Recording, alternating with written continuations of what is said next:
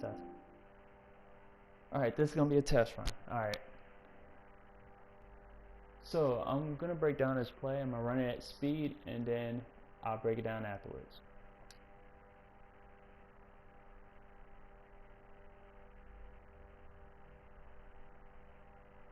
Alright, so that was a good play. So, let's break it down from start to finish. Alright, so had time to read the defense, and as you see, that one safety deep. To me, that makes it look like it's cover one, but then the next check is where the corner's at. Now, see this corner over here, about 7 yards off. But then you really don't have any other receiver or corner to read off, so the next corner is over on this side, and that's also telling me that this is a zone because that corner is staying put over here, number 24. But my main key for the next part of my read is the potential for a blitz is Palomalu. He's lined up just outside the tackle box, but he's a little I'm gonna just say I'm gonna key on him. So as you saw it play the speed earlier, I'm gonna just play it out in slow motion. So, and it's a play action. Max, I set the max protection, and guess what happens? Palomalu comes in to rush, but meanwhile dropping back, you have number 24 who drops back. You have number 23 Mitchell who drops back, and you have, let's see, number 28 who are all bailing into a cover 3, and you can see it, you can actually see it right here. So that's cover 3,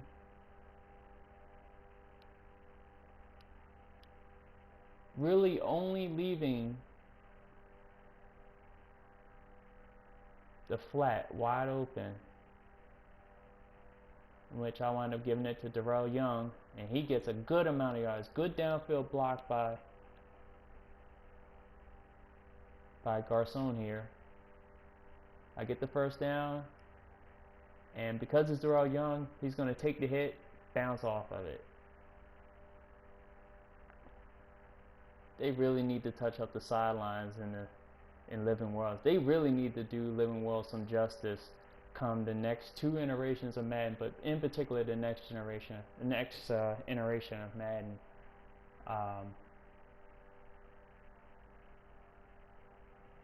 Now, is there anything that I don't like on this play? Let's see. Let me see if I can find anything on this play in particular. And what I'm going to do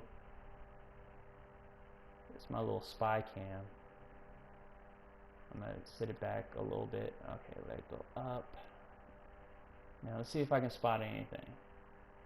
Now I'm playing in slow motion so I can catch whatever I need to catch. Alright, so you can kind of say over here, number 77. Okay, so you see number 77, Luavo. He goes from engaging the guy to just sliding over. Now, not a game-breaking situation, but that needs to be cleaned up right there. So, okay, so let's zoom back out. Alright, so we're going to do this again. What do we see? Alright. Well, we see Chester getting dominated, as usual. That's expected to happen. Look at this.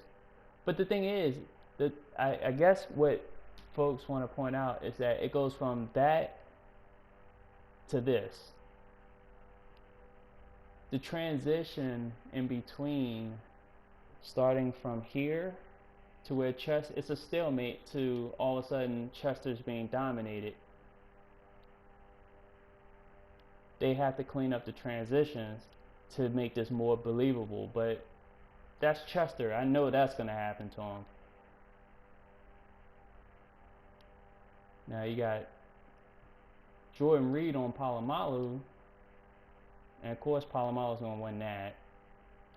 Jordan Reed has been known to whiff on a lot of blocks, especially in pass protection.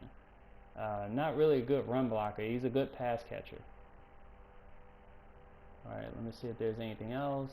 Anything else? Anybody standing pat? You know, you do have instances where the defense does stand pat.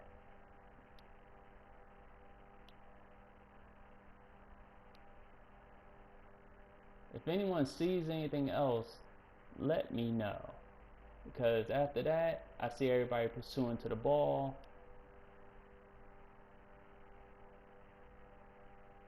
See a possible clip, which they probably need to work on penalties. I actually had the clipping slider low, so if it had been higher, they would have called it.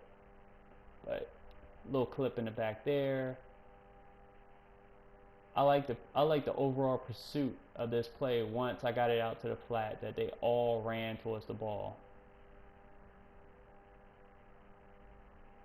As you're seeing it from an overall view, not just a particular angle. You see the whole field of players. Let me just get it. Okay, there we go. The video screen there. See everybody pursuing towards the ball. You see number. What's this guy? This guy right here. You see. Please tell me I'm not butchering his name. Shizer. You see him take a different angle. Alternately, that angle would have ended up with him putting a hit if those two defenders weren't there. So I think the angles were good on this play. Not a whole lot on this play. Like I said, the only thing I really saw in this one in particular was our left guard shifting over, and that could be fixed. Well, that and Chester. So basically, our two guards were the negatives on this play. Yeah. So Chester, in his case, we just need to see a better transition as far as this is concerned. And then, as far as Livo or Luivo, hopefully I'm not butchering his name. I know he's on my team, but still, just has to clean that up right there. The shift, just a little motion shift, clean that up. Let me see. I can look at it as possible motion shift. I can also look at it as his momentum, carrying him away from, because he winds up running into Williams, who's just standing right there like a brick wall. Alright, so overall, like I said, it was a very successful play. I read it correctly, got the ball out to the right receiver. You know, no harm, no foul, just against Pittsburgh. Alright, so now I'm going to check this out and see how this played out.